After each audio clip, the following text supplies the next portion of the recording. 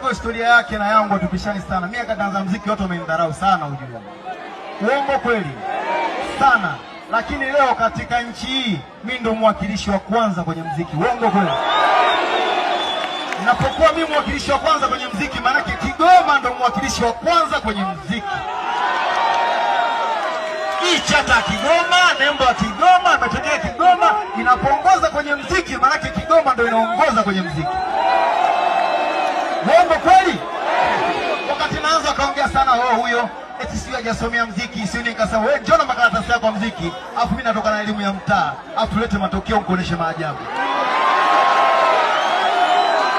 Kama kuna kiumbe chochote kinafanya muziki nchi hii kinaniweza, kisogee mbele yangu. Kama kuna kiumbe chochote, niwaambie kitu, Kigoma wewe. Hapa katikati nilikuwa niko na harakati nyingi za kimataifa.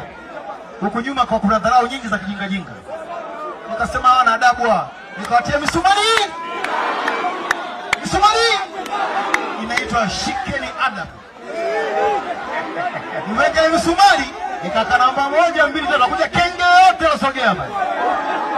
Mpaka sasa hivi nataka tushamaliza ndio watu waanza kusogea sogea.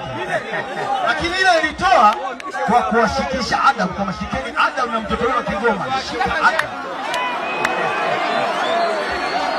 Sasa Baba Levo ni miongoni mwa watu ambao wakati anaanza shughuli zake watu walikuwa wanamdharau.